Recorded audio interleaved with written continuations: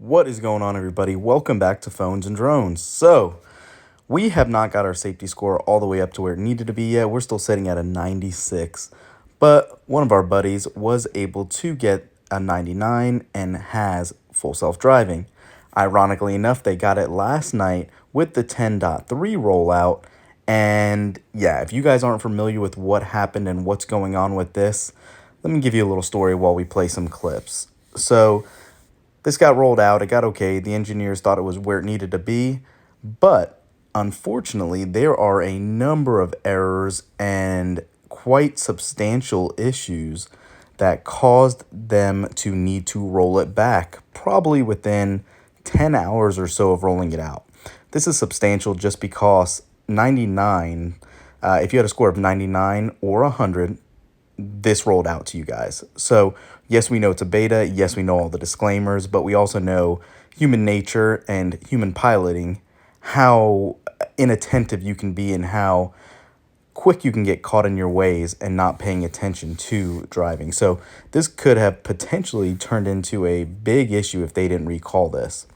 When we went on a probably about an hour drive, we noticed severe issues. It was not very concrete in its decision making. It was really questionable about what it tried to do, and that was everything from neighborhood driving to just driving on regular city streets.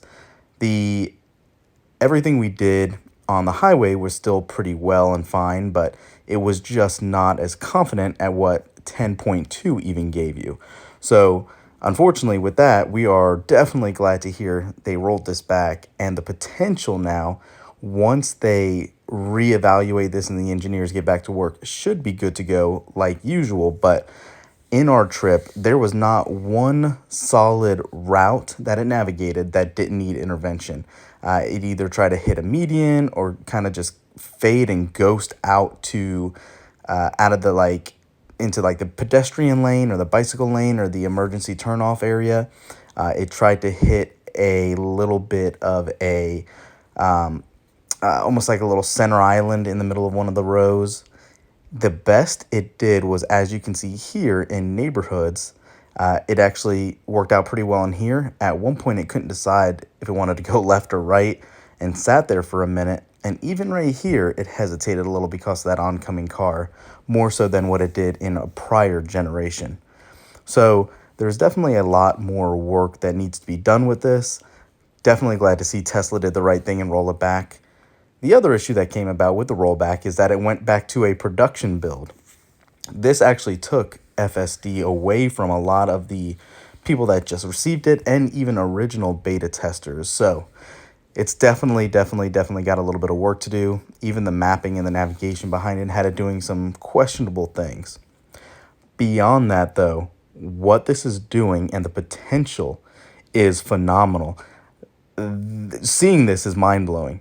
Seeing how firm it is and assertive it is at some points just really gets you thinking where they are at in the process and what they want to do and how close they really could be. I don't know how well it would operate yet in parking lots or things like that. I don't know if I would feel comfortable testing it. I don't even think that they should focus on reversing on full self-driving yet, like has been rumored for them to be working on. They need to finish working on just solid trips itself and complete navigations from one destination to the other before worrying about reversing on full self-driving. I don't think that should be a primary concern right now, but Tesla and their engineers know a little bit better than what we do. So I hope they're onto something. I hope they have a great plan in place to fix 10.3 when they re-roll it out into whatever they're going to rename it. I'm sure it's not going to be exactly the same model, which is whatever the version was that rolled out to make it 10.3. I don't know, I'm sorry. But yes, definitely a little bit more work to do. Fun as heck, though. The potential is there. I can't wait, guys. This was one of the other intersections we went through. It was a pretty major street here that it was just so indecisive. And to the car's defense, there was not road markings on the turn lane on this side, and it just got so confused. The more concerning aspect in this scenario was not that it didn't complete the turn successfully, it's that it didn't even notify the driver that attention might be needed and takeover could be imminent. So it was just trying to kind of float out, float out, float out, and just take you off to the side and to the right there, before my friend here intervened and took it over. So again, we'll see what happens. I have a feeling this will be re-rolled out here in the very near future, probably a couple days or so, and hopefully it'll be much better than what we experienced. Make sure to thumbs up this video, subscribe to the channel, guys, and as soon as it's back out and live, we'll give you some updated videos. Thanks for watching. We'll catch you in the next one. Peace.